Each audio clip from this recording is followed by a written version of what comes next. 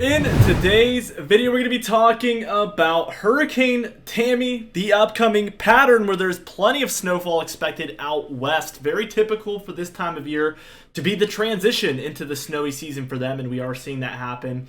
But what isn't typical is that we do have a potential, very slim potential, but still potential, at a major northeast snowstorm. Now, I cannot stress this enough. It is a very slim potential, but as you know with this channel, we do talk about the slim potentials. We talk about all the potentials. We don't hide any information. We don't, keep an eye on it and then wait to tell the public. No, we go over every single possibility from the very beginning, and that's what we're going to do today, as always. Also, big cooldowns to continue pouring into the eastern states through the entire long range. There is some warm-ups in there, but we do expect relatively cold pattern all the way into early December, perhaps. So we're going to be talking about all of those things today. Before we get into things, be sure to check out Prestige Weather, where we just released our third winter forecast in there for early access, and that's going to be up there for at least 2 weeks before it even releases onto the YouTube channel. So if you want early access to that, among other consulting services, it's only $5 a month, and it is in the description and pinned comment down below. Let's just get into things, and as you can see, again, Hurricane Tammy, the only thing going on here in the Atlantic. So we're going to just dive into the cone forecast. And some very good news here in this department. We do expect to go post-tropical cyclone by tomorrow, which means it's going to start to lose some of that tropical characteristic. It is going to continue to be at hurricane status through tomorrow afternoon before weakening down to tropical storm status through the day and continuing that way through the weekend. The good news is that it does look to potentially dodge Bermuda. You can tell that long-range circle is very, very wide, and Bermuda is in there, but it does expect to curve kind of to the north and east before ever really impacting Bermuda. That is the expectation at this point, which is really, really good news for them, and overall good news for the potential impacts of Hurricane Tammy on any land, really. Let's just dive into the upcoming pattern. I'm sure a lot of you are very curious about what we're talking about here.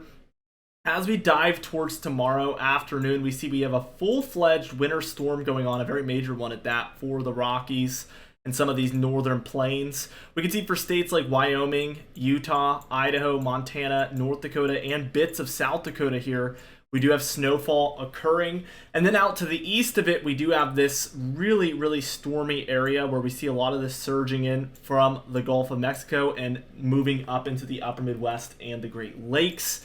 Let's just take a look at by the time we're reaching Friday afternoon. And as you can see, we still have this cold air in the west and a big time ridge still taking place for the east. This weekend looks phenomenal for the east. A lot of 70s. And even some 80s as far northward as the Mid-Atlantic.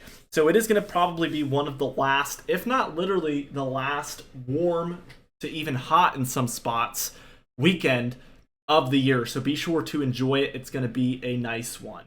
We do have a lot of precipitation still here in between the two air masses, as you can see. And this is going to begin to spread eastward very soon. By the time we reach Saturday, we see some low pressure. It's pretty broad, but some low pressure developing in here. The center of it happens to be here. But all of this activity causes some snowfall to the north of that low. So for Colorado, Wyoming, Nebraska, South Dakota, Minnesota, and Iowa, we're all dealing with some pretty persistent snowfall as a result of this. And even some thunderstorm activity perhaps for Missouri, Arkansas, and Oklahoma to the southeast of that low. By the time we're reaching Sunday on October 29th, we can see again this area in between the two air masses is featuring plenty of storminess all the way from Texas up into a lot of the Ohio Valley and Great Lakes, even stretching as far eastward as the Northeast. Now at this point, this is when we're going to start to see this cool down really move eastward. By Monday, we see it starting to push in. Tuesday here, we see it really moving eastward, and it's this pocket here that we're really watching because this is the most potent part of the cool down, if you will.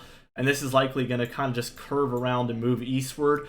We do have a very positive looking PNA, and that stands for Pacific North American Oscillation. And this warm air mass along the west, which is all that means, is going to continue to force this cold air to move further and further eastward.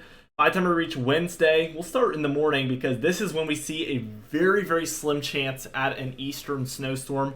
This is very early in the season for this area. Not unheard of, but certainly this would be a very major and very impactful situation. But I think the odds of this really happening are very, very low.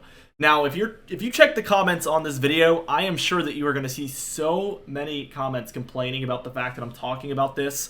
And obviously, those comments and those people leaving the comments have not watched the video at all, because I've added so many disclaimers in here already about the absolutely incredibly low odds of this happening, but still they will comment as if I'm acting like this is 100% going to happen. Don't know what to do about it, but people will continue probably to look at the thumbnail, look at the title, and not watch, which is very, very unfortunate.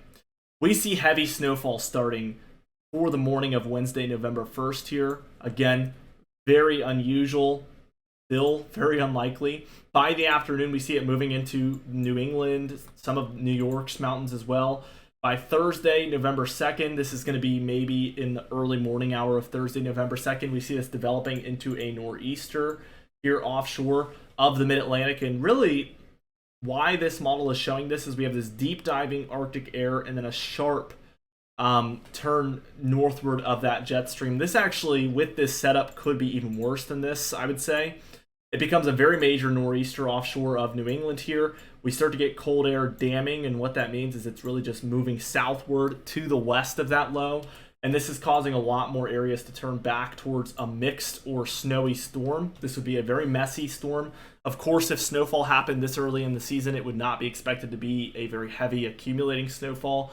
More of a messy, slushy storm. Icy perhaps, but just as impactful, of course. By the afternoon, we see that snowfall continuing. And finally, by that evening on Thursday the 2nd, it would be coming to an end. But again, incredibly low odds. And as we reach the end of the model run, we see major storms beginning to move back into the northwest, likely going to move downstream through this jet stream this way. We even have a low here further downstream. So that seems to be the setup in the long range according to this model. But you're still going to want to take that with a grain of salt as well. Let's take a look at the total snowfall. And obviously gargantuan amounts out west, but now we have the east we're talking about as well. More likely than not, we're going to see this completely disappear on the model run.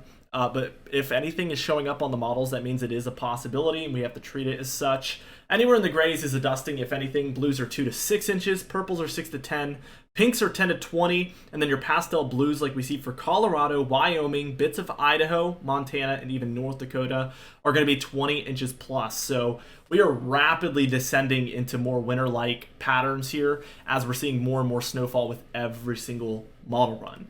Total precipitation here, we can see two areas with particularly above average looking precipitation. One there for the Pacific Northwest, and then one stretching here in between the jet stream where we see this precipitation kind of moving up wildly like this along that jet stream, especially earlier on in the pattern. The temperature pattern is very warm, like I said, through the weekend for the east, but we see that big cool down creeping its way eastward slowly but surely. Starts to move by late on Sunday into Monday here, which will be October 30th. You can see the southeast holding on to that warm up, but that cool down is rapidly moving in. But by Tuesday on Halloween Day, we see that this one is, as a result of this positive PNA setting up here, again, warmer temperatures in the west, this cool down is going to continue to move eastward here. Classic stuff, and we are going to see that happen in just a moment. So by the time we're reaching Wednesday here, we see it making its move, and by Thursday it's fully centered over the east, especially the further south you go actually, which is interesting. And that lasts through the model run here, which gets us through Saturday, November 4th. We still have colder air along the east and Gulf Coast. Now the long range temperature pattern, as we just walk through it, we see we get that cool down moving eastward. That sticks around. It stays cold. We see maybe a warm up heading in, but we get another cool down here, and then another cool down and another cool down. And as you can tell, through December 9th here on this CFS daily model, we don't get a break in the cold air in the east at all. Maybe a little bit of a warm up here and there that brings us to about average temperatures, but really, really cold times ahead seems to be the more likely outcome than not. But again, with these long-range models, you just want to take it with a grain of salt either way. We could see some warming trends along the line, which of course is why we upload every single day and why you should subscribe, because we make these daily videos updating you guys on all the changes that these models have. So be sure to subscribe. You can hit the bell icon for daily notifications when we upload. And be sure to like the video if you did enjoy it. Leave a comment down below, and I'll see you guys in the next video.